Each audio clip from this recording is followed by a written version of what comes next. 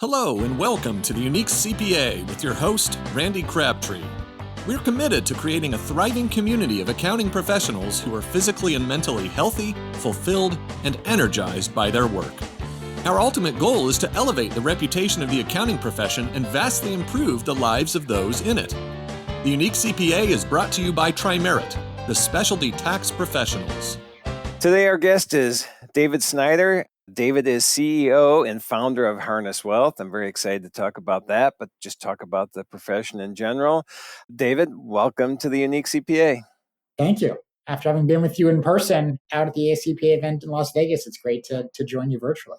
Yeah, I was very fortunate to get invited to lunch with the Harness group. Just a short walk, although nothing's a short walk in Vegas. I think you got to take 10 different routes to get there, but short walk from the hotel we were staying at. That was a lot of fun. So thank you for the invite to that lunch. It was fun. So before we even get into, we're going to get into the profession. We're going to get into ways that we can help the profession in general, things that we see going on in the profession. But before we even do that, I just give you a quick intro. Why don't you give us a little more background on you and where you to how Harness started?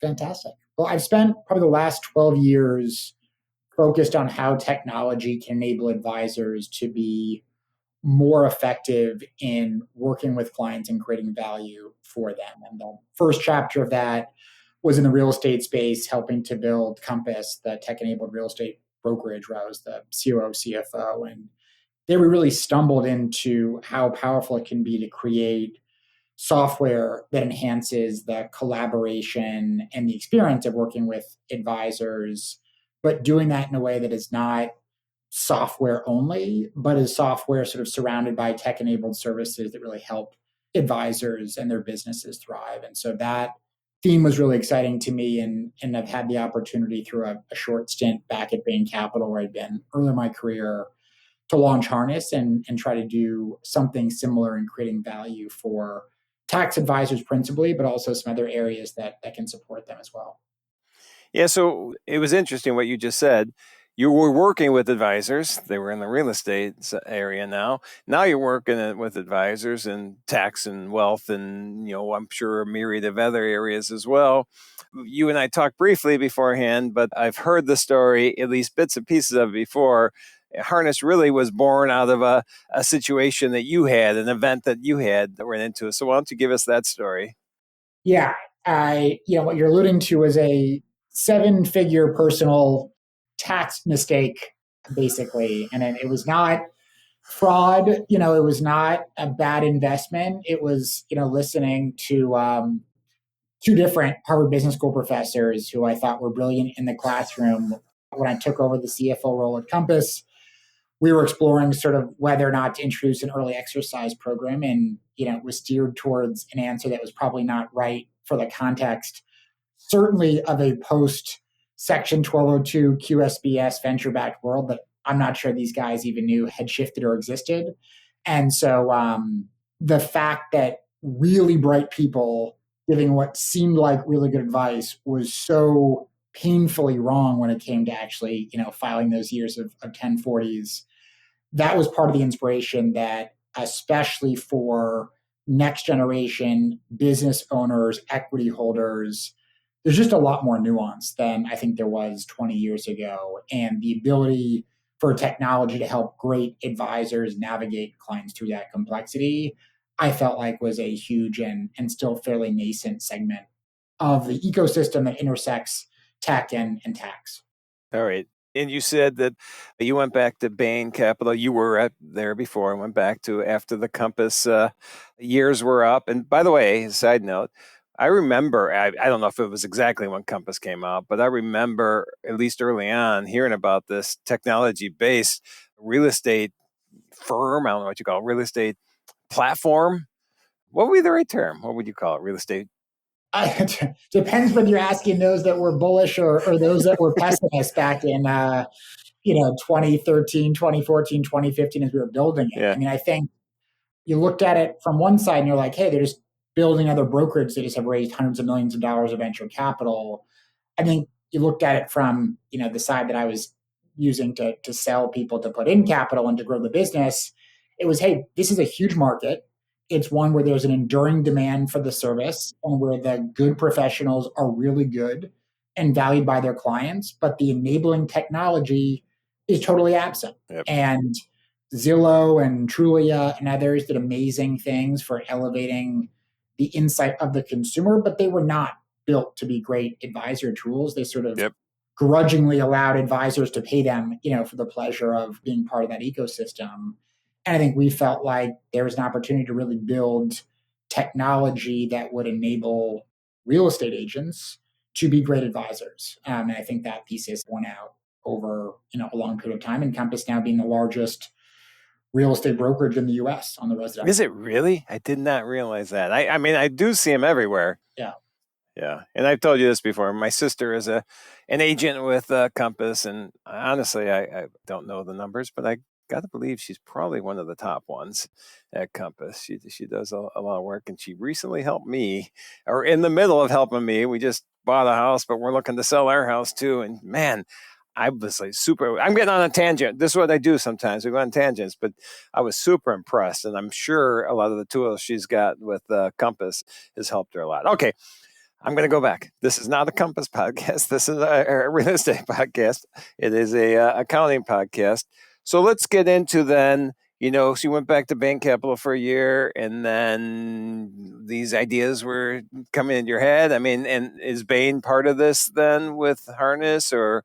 Yeah, I mean, I was very fortunate that Matt Harris, who leads the financial service technology practice at Bain Capital on the venture side, invited me to come back to Bain and said, we love having entrepreneurs in the office, sitting alongside the investment professionals. And as I mentioned, was really excited by this theme of where are there advisory services where clients still care about the advisor and his or her expertise, but no one's writing home about the quality of the technology or the digital experience for the advisor, the client.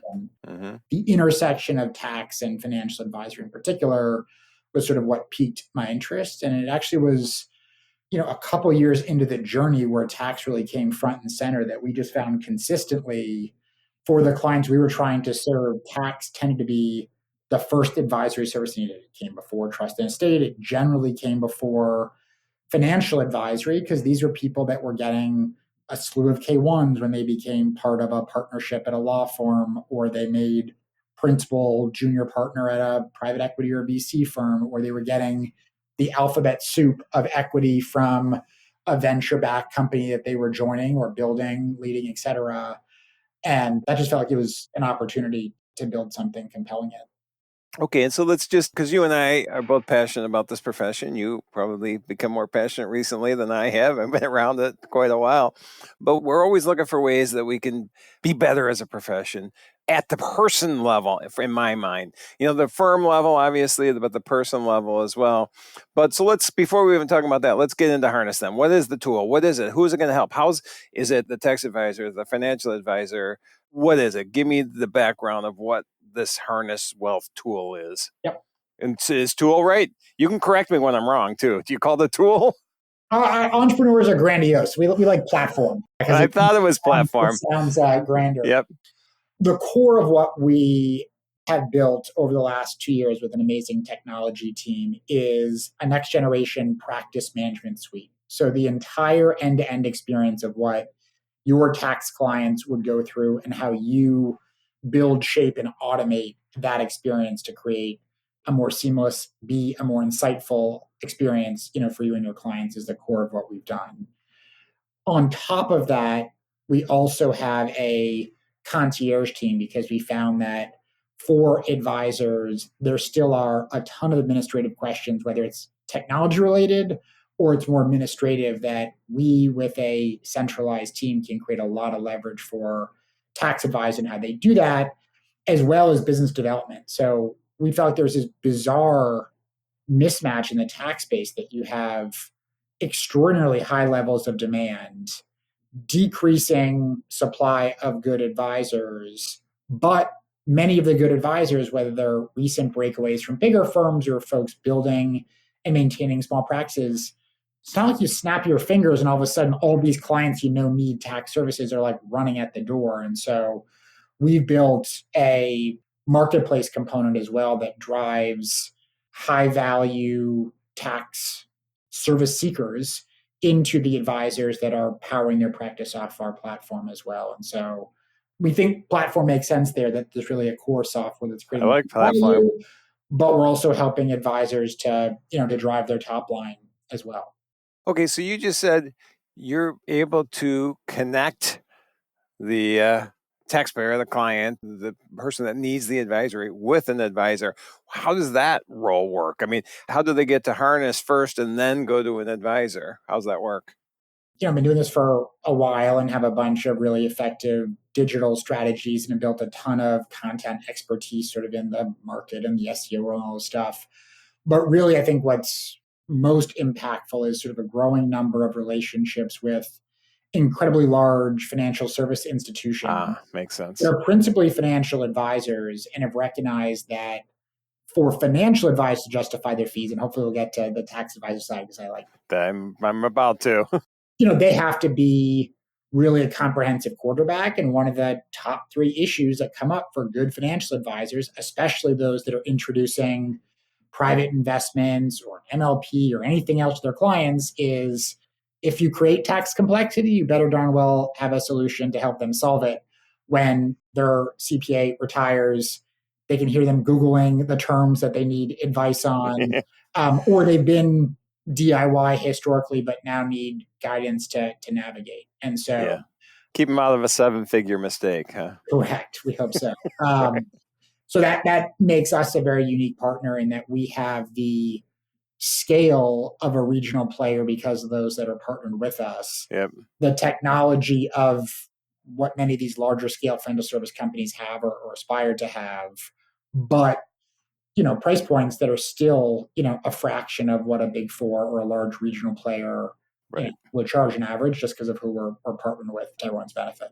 Okay. And so then when we look at platforms, I got it right that time. Mm-hmm. When we look at platforms, I've seen a lot. I've seen a handful of advisory type platforms pop up in the last few years, and I think they're all growing and getting to a spot where, becoming useful. But what are the types of activities that your platform then helps the tax advisor? How's the tax advisor get involved with Harness? And then what do they use within Harness that's going to help them help their clients and help themselves? So everything from the way that you interact with a client prospect, engagement letters, dynamic and far more intelligent client questionnaires, what the client is uploading, where they are in the process of doing that, follow-up documentation needs, payments, digital signatures, like anything that touches the client experience, we have built in a way that advisors can spend far less time and actually have a far more seamless and slick experience for the client going through that. And then are layering insights coming out of the process on top that, again, makes the advisor, I think, seem far more forward looking in the way that they handle their clients than what many are forced to do, because it's just so much work and so seasonally driven that without good technology, it's incredibly challenging, to deliver the type of experience that people aspire to have. Yep. And so that's one of the key things that I love talking about is using technology to create efficiencies within your firm and elevate you to a level of being that advisor rather than that data collector or that follow-up emailer or whatever it is. It's let's free you up to do the things that are most passionate to you and probably more high level fees that you can spend your time on, increasing then your whatever, however you bill. Hopefully it's not by the hour, but that we won't get onto my soapbox about that. And so we mentioned earlier, you've seen this profession now for a while. And we've talked a little bit even before this recording, even earlier we talked, no, that was last week. We talked as well. My mind's shot. And There's a lot of things going on in the profession. You just mentioned one 5 minutes ago. The fact that we don't have the inventory, if that's the right word, of new advisors coming in to support the clients. What are you seeing I don't want to call you an outsider because you're an insider, but you came from a different industry. What are you seeing going on with the accounting profession that needs to be addressed? Yeah, well, I'll give two semi counterintuitive thoughts on that front. I think the first is more so than any other advisory service that I've been a part of, clients want to pay you more. Yes. In the sense that, like, you don't meet real estate brokers who are like, oh, my clients really want to pay me 6% or 7% versus 5, whatever. You don't meet financial advisor. The clients are like, I really think you should be getting 150 basis points, not 100 or whatever it is. Tax is different. There is the opportunity to have real communicable ROI on what you're doing. And I haven't met, I hang out with a lot of people that I think are sort of target clients for a lot of people that want to serve high value clients. People that aren't excited to spend more if they feel like the advisor is unlocking more value in the approach, the guidance, the strategies, et cetera, in that stuff. And so that's a great place to be. If you're an advisor, is being in a field where people want to pay you more, but they expect more. And I think that the downside to that is that it's an industry where, for a variety of reasons we can get into, the innovation curve has been slower. And so you have people on the client side that are relying on their tax advisor to do something more and more important in the outcome, but often feeling like, is this really the experience I'm getting in 2024? Right. And so that creates this conflict that I think advisors have to make some investment in how they look and feel and operate for the clients to understand that you really are going to, leapfrog them forward, and to have some tools that create enough workflow automation to have the time to breathe and to sleep, in the 4+ months out of the year that it's really, go time to do that. The second counterintuitive thing, I was just meeting with two Y Combinator founders that are building a business helping financial advisors get leads through AI. And what they said, which absolutely resonates with our experience with sort of the marketplace and generating new clients for tax advisors, is counterintuitively to almost every advisor I talked to initially, the more specialized you are, or the more that you can communicate true areas of expertise, the more new business you're going to get from referrals, from a conversion rate, across the board. And I think that's really hard. Like, we, work with a lot of advisors that join our platform. They're like, well, I don't want to say I'm phenomenal serving law firm partners and, real estate developers with buildings less than 50 million, because there are all these other people like Randy, they're podcast hosts that I could also add value for. And you're like, sure. And maybe you'll get, some of those. But if you focus and you demonstrate, every one of those lawyers who are like, David knew everything about, the K1s that my firm's distributing, and knew before I read about this change in the law that was going to, be meaningful from a, SALT exemption standpoint. They're going to send you every one of the colleagues and, friends, et cetera, in that field. That doesn't happen when it feels like you're a generic, utility provider. And so that's something that we also try to positively reinforce, is like, lean into the differentiation. It may be counterintuitive. You think you're decreasing your addressable market of clients. It's going to have outsized benefit in the speed at which you can grow. I agree completely. That is, you just hit on two of my passions there, passion areas I like to talk about. The niche practice, the showing that you're an expert in a certain area, just is unbelievable how far that can go. And I've mentioned this before on the show, but I have a friend who, everybody knows that Josh Lance was a good friend of mine. Unfortunately, died last year, but he built a practice that was servicing craft breweries. And I've talked to him in the past about it. And he said, I would charge probably 3 to 4 times more than someone else would for that same client, because they know I'm the expert, because I can communicate my value to them through the expertise and the knowledge I'm able to share. I think so many of us, I'm going on a rant now, David, so sorry, but I think so many of us in this profession get caught up on I need clients, that we don't do it strategically. We just, anybody that's going to pay us, we're going to bring in here. And so I love the fact that you highlighted the fact that, creating this expertise in a small subsection of client base is the way to go. I'm totally on board with that. Yeah. And again, you can have multiple areas of expertise, but I think Yes. being able to speak to those areas, is definitely helpful in that unlock. Oh, yeah. And then the automate. So you had mentioned, hopefully we can unpack this even more, but the slow to technology and to automation integration, why do you think that is in our profession? Well, I think you can follow the money. I mean, maybe we'll get to sort of the recent spate of private equity deals in tax. I think the Sure. most obvious areas are things where it doesn't take a lot of work.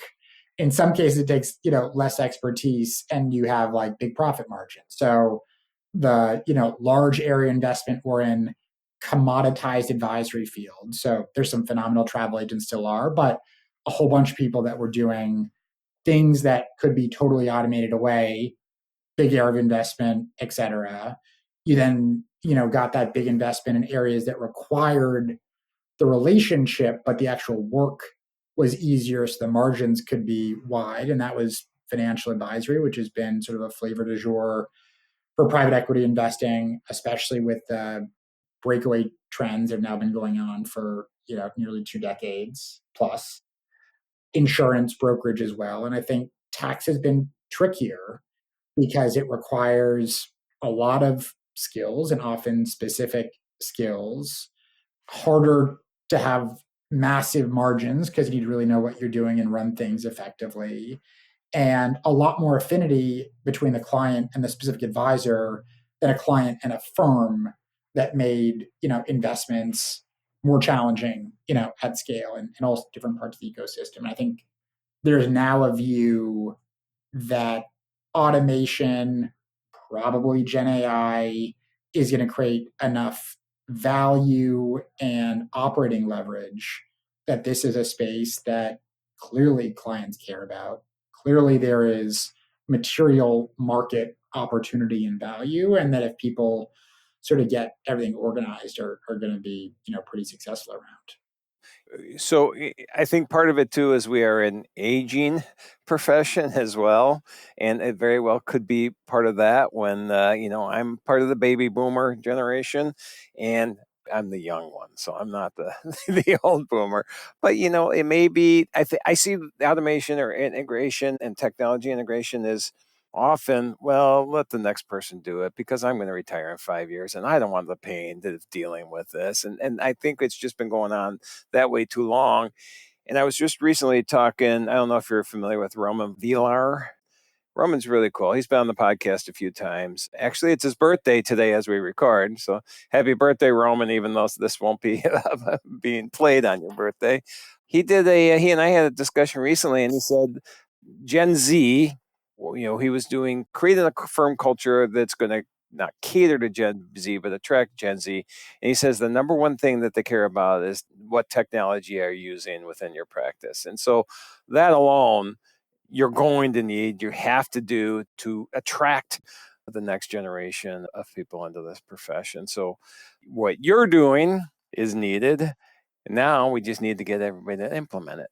Yeah, well, follow the money, right? So the clients that you want to have because they're going to increase in complexity and fees over the next decade are ones more often, Randy, hopefully, you take this the right way, are Gen X on the younger side of Gen X, and older millennials, Yep. at least for the next, 10 or years. And so I don't think you need to worry about being on TikTok, but you do want to have a contemporary experience that relates to them because those are the power earners. They're also the people that will be the beneficiaries of the multi-trillion-dollar intergenerational wealth transfer that's occurring. So Yep. they're more likely to be the ones that are LPs in private equity and other complex instruments that generate a lot of K1s, and they're more likely to be the business creators and really complex and high value clients as well. And so, yeah, I think that's the other piece of this is you didn't need to shift if your clients would rather drop off paper and, see you in person to sign a complex big stack 1040 return. And that, Right. I think, was a change, obviously, that, 2020 through 2022 accelerated, but was already there on the demographics. It definitely was. It was a bad way to move it forward, but it needed to be moved forward for sure. All right, David. So all awesome stuff. Anything we can do to help this profession, I want to do. But that being said, why don't you give us a summary of a success story of somebody that has started working with you with Harness? Yeah, I mean, I think it's incredibly satisfying when advisors who are, truly entrepreneurs, at least the ones that we work with, express really positive shifts in their experience with this industry and their job from being part of the platform. So an advisor who was at a top 10 firm, I think had toyed for a number of years with leaving, creating his own practice. We got connected, and the existence of Harness sort of gave him enough momentum to sort of say, okay, it's time to, break away, create my own practice. And on two occasions, one in the middle of busy season and one, talking about an appointment he had much later, the delta in how much more positively he felt as someone with ownership of what he was doing rather than someone at that like junior partner-esque level where there's so much pressure put on you from above, there's pressure sort of the bottom of the pyramid and managing below, that it just felt unsustainable. And talked about, in this remote world, he's still working from the same home office, but how different it felt in the last tax season to be in the driver's seat and accountable only to the goals that he set for himself. And I think whether you do this through Harness or through any other platform, I think to have an enabling platform and network to help do that, whether it's a reset button for a practice that's bringing in a new partner, generational change, just someone who maybe later in their career will say, hey, I'm excited to be doing this for 10 more years. Like, I'm going to make that investment, that you think about it holistically. And I think based on the experience that he and many others have had, it is imminently doable to drive very significant growth in top line, for that to actually drive even more growth and profitability, and to do it in ways that is generating a more positive feelings rather than just feeling, more overworked in a season. Right. More work-life balance. Or as a friend of mine says, and probably he's not the only one, life-work balance. He keeps telling me, you got to say life-work. Okay, I'll say life-work balance. We got to come up with a new term that's just generically said, I think. So we'll figure it out. Basically, what I want to see is people enjoying working in the accounting profession. Anything we can do to make efficiencies fall into that would be great. So we talked on pretty much, because basically you were just talking about, his mental health was much better during this tax season. So we're pretty much touching on all my hot buttons. The only one we didn't talk about today is the billable hour versus fixed fee or value price or subscription. But I think we'll skip that one today, and we'll see if you have. Well, do you have any comments on that? No, I can't help myself. Well, I think, our model is allowing great advisors to charge how they want to. So we're not prescriptive in how someone positions things. I think clients are looking for clarity. And so, again, kind of counterintuitively, I'm going to bill you for my time, and people thinking about it like an attorney, probably not going to create the most value for anyone in the equation. So we don't mandate that, but I certainly think that what you preach, I have observed as being beneficial to both sides of the equation, the consumer. I agree, but that's because I say it all the time. So I agree with I just told you I agree with myself. So not the case with everyone. So I think you should pat yourself on the back for that one, Randy. All right. Well, David, this has been awesome. I really like to see that you have a passion for the profession, and that your platform will be, I was going to say tool, I caught myself. I don't know the terminology. I just talk. Your platform is out there going to help people addressing the things that I think that need to be addressed, at least at some level. So thank you for that. One last question before we wrap up. Actually, two last questions. And I asked this for everybody, but we were just talking about all the cool things about the way this profession can change, especially with platforms like yours. But part of that was work-life balance or life-work balance, and having a good mental health and outlook on life. So to do that, you need outside of work passions. What are your outside of work passions? What do you like doing when you're not building Harness? I would say it shifts. I'm a relatively new parent. I've got a 2.5-year-old and a 14, 15-month-old now. That contracts, Yep. your passion time. I'll say that there's nothing though more exciting than being able to get your kid or kids into your passions. And Yeah. so I've always loved, I've never been an artist, but I've always loved contemporary art. I took a course in college around contemporary art post World War II and just kind of fell in love with it. And so now being able to take both kids, but particularly the, soon to be 3-year-old, to an art museum or to see, something get created, I think is particularly exciting. Still feels a little early on Duke basketball and a few of the other things. I get a lot more excitement over a Daniel Tiger episode than watching even the Olympics. It's a disappointment, but I think there's time to continue, to seed many of my passions, hopefully organically, and only if they opt in, into the next generation. Yeah, that's fun. You mentioned basketball. That's a big passion of mine. And I did see undergrad Duke for you. Is that correct? It is. I grew up in the Boston area. I was like a UMass fan during the Marcus Camby era, but I stepped on campus at Duke in 2003. They'd won in 2001, had an incredibly strong team when I got there. Pretty infectious. Hard not to leave a college basketball fan if you go to any of the schools like that just have great programs and I think great coaches help create some longevity in that. Yeah, well, the current coach there is a local to my area here, John Shire. He grew up just a few miles away from us here, so looking for him to do good things. And then last, if people want to find out more about Harness or you, where would they go or look? You can always feel free to email me directly. I'm David at harnesswealth.com. We also have a part of our website. So if you went to harnesswealth.com, that's kind of the consumer-facing side. But if you navigate to the For Advisors section, I think it gives a pretty good perspective on what we have built. And there's a lot more coming in terms of the insights and automations that we're excited to bring to the advisors that partner with us. Well, nice. Well, thank you. Thank you, fairly new dad, for being on the Unique CPA, and look forward to running into you again somewhere soon. Sounds great. Thanks, Randy. Thank you for joining us today on the Unique CPA. You can find the show notes for today's episode and learn more about TriMerit at theuniquecpa.com. Remember to subscribe and leave a 5-star rating on your favorite podcasting app. And join us next time for more expertise and insights on the Unique CPA. Professionalproductions.net